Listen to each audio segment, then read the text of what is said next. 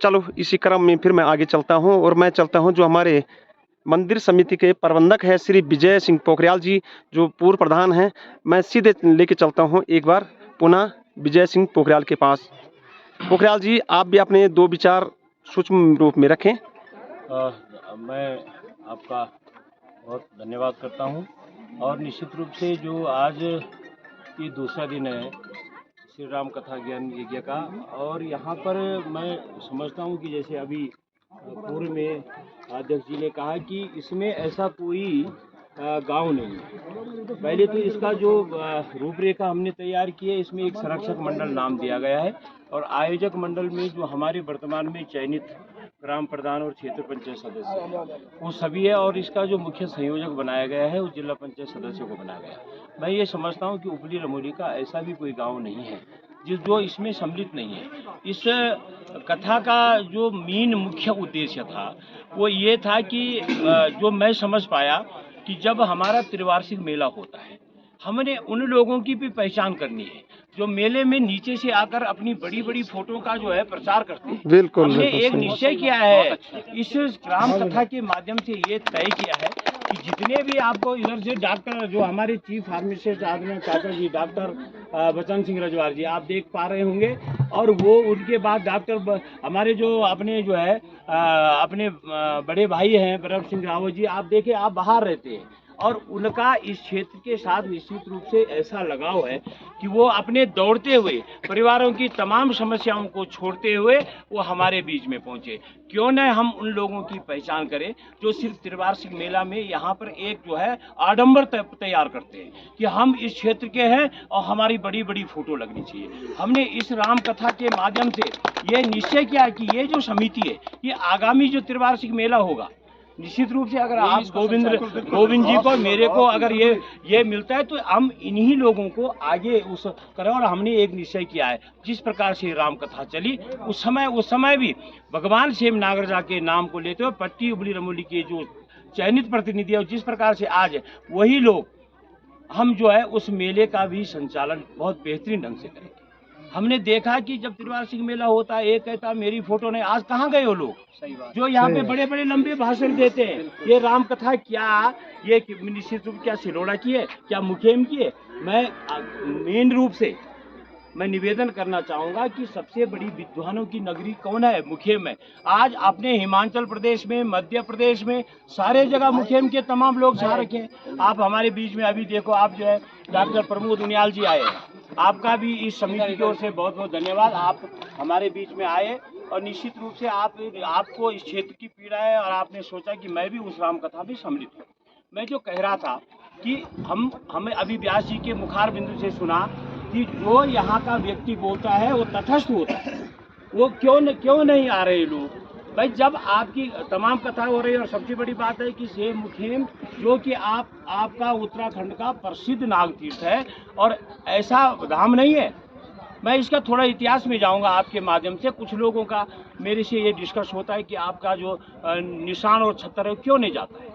मैंने इसका जो बायोलॉजी है जो इसकी जो महाराज साहब से जो इसका ताम्रपत्र है उसको जब पढ़ा तो ये सेम जो बद्रीनाथ और केदारनाथ है उसका तीसरा स्वरूप है।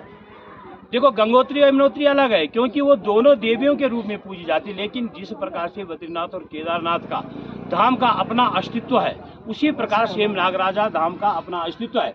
इसका जो निशान है, जो छतर है, जो डोली है, वो 3 वर्ष में एक बार आती है। हमने जब ये निश्चय किया है यहाँ के क्षेत्रवासियों ने कि आप बताइए प्रबंधक जी कि यहाँ के नागराजा का निशान छत्र आएगा, हमने कहा नहीं, इसके बैलोज में ये चीज़ नहीं है। उसके जो बैलोज में लिखा हुआ है कि वो 11 गते मंगसिर को हर 1 वर्ष को छोड़ के तीसरे वर्ष को क्षेम यात्रा के लिए निकलता है, अन्यथा उसका कोई वो नहीं। अगर हम उस देवता को घुमाएंगे, जैसा मैं आज देख रहा हूँ कि आपके मास्टर जी जानते हैं अपने गुरु जी की किसी ने डोली बना रखी है और वो नागराजा के नाम से ले रहे। मैं उन तमाम लोगों को आगाह करना चाहूँगा कि आपका न तो भविष्य सही है और न आने वाली पीढ़ी सही है, क्योंकि वो नाग बहुत शिला नाग है। वो जब किसी को डसता है ऐसा नहीं डसता, उसका जहर बहुत धीरे धीरे चलता है। तो ऐसा न करें। तमाम जो लोग हैं मैं उनसे एक आग्रह करूंगा, क्योंकि लंबी वीडियो हो जाएगी, बहुत सारी बातें करनी थी। जो मुझे यहाँ का जो अनुभव है उस संबंध में बात करनी थी, धीरे धीरे उसको इन राम कथा के माध्यम से आप तक पहुँचाएंगे। मेरा विशेष रूप से जो मुखेम के जो हमारे लोग हैं उनसे आग्रह है कि वो लोग आए और इस राम कथा का आनंद ले और ये यहाँ का प्रचार प्रसार भी करें। ऐसा नहीं कोई ये समझता है कि उनकी समिति है। मैं कल किसी व्यक्ति से सुना था, मैं इस बात को सीधा स्पष्ट कर रहा हूँ कि साहब ऐसा है, वह जिस भी उपली रमोली की व्यक्ति को संदेह है वो हमारे कोषाध्यक्ष मेघ सिंह सूबेदार साहब है और तमाम जो टीम के लोग खड़े हैं वो उनसे एक एक रुपए का हिसाब पूछ सकते हैं और दे सकते हैं। ये नहीं देखो कहने के लिए कुछ भी होता है, वो अलग बात है। हमने आज तक जितनी भी पारदर्शिता, चाहे वो मंदिर समिति से संबंधित हो, चाहे वो कहीं हो, बहुत पारदर्शिता लाई है और संभवतः आगे भी उसका बरकरार रखेंगे। धन्यवाद। धन्यवाद पोखरियाल जी, आपने अच्छे विचार रखे यहाँ पर सबके सामने और तमाम उपली रमोली की जो मतलब लोग इसमें जुड़ रखे हैं। तो आप लोग वीडियो के माध्यम से देख सकते हैं कि कितने लोग सम्मिलित हैं और कितने लोग अभी मतलब जो हमारे साथ पीछे जो खाना वाना दे रहे हैं, तो उन लोगों को भी जोड़ूंगा मैं। ठीक है, आप लोग नाराज ना हो कि मतलब ये व्यक्ति विशेष है किसी का, ये पूरे प्रतापनगर क्षेत्र का है और पूरी पट्टी उपली रमोली का है, पूरे प्रदेश का है। देखो हमारे साथ प्रदेश से भी आ रखे हैं, उनियाल जी भी जुड़ रखे हैं। ठीक है, मैं बहुत बहुत धन्यवाद करता हूं और आपका हार्दिक स्वागत एवं अभिनंदन करता हूं भगवान श्री सेमनार की धरती पर।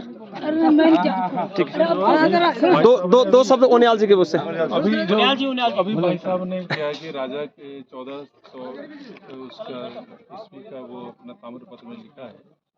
अभिलेख जिस प्रकार से भगवान कृष्ण ने यहाँ पे स्थान मांगा और फिर उसमें स्थापित हुए, तो पांचवें धाम के रूप में हम इसको उजागर करने का जो प्रयास चल रहा है, और ये मान के चलो कि पांचवा धाम बनने में इसमें कोई अतिशयोक्ति नहीं है, क्योंकि हम इसको अयोध्या धाम है, इस धाम को हम लोग वृंदावन से मथुरा से जोड़ सकते हैं क्या? क्योंकि भगवान श्री कृष्ण की धरती वो रही है और वही धरती यहाँ पर है, तो ये भी कृष्ण की धरती है। क्या हम ऐसा विचार, ऐसा यूट्यूब के माध्यम से जो हमारे पास चैनल हैं, या हम ऐसी कोई समिति के माध्यम से वहाँ दोनों को मिला सकते हैं क्या? वहाँ का जो बहुत दानी दाता है वहाँ पे, और भगवान कृष्ण के अपार, मैं बता रहा हूँ देश विदेश में, यहाँ नहीं, आप रूस में चले जाओ, वो कृष्ण को मानने वाले वहाँ लोग आपको मिलेंगे, अमेरिका में कृष्ण को मानने वाले लोग मिलेंगे, पश्चिम बंगाल में कृष्ण को मानने वाले आपको लोग मिलेंगे। तो उत्तर प्रदेश बहुत दूर नहीं है, ये भी उत्तर प्रदेश का हिस्सा हुआ करता था। हम दोनों को भाई उसकी स्टडी तो करनी पड़ेगी, स्टडी करना, मैच कराना पड़ेगा। क्या वहाँ का जो जनमानस है उसको यहाँ का जो उसको भी लाभ मिल सकता है, सेम नागराज का आशीर्वाद मिल सकता है क्या? इसमें हम लोग विचार कर सकते हैं भाई साहब। धन्यवाद उनियाल जी, आपने भी अपनी अच्छी विचार रखे यहाँ पर। चलो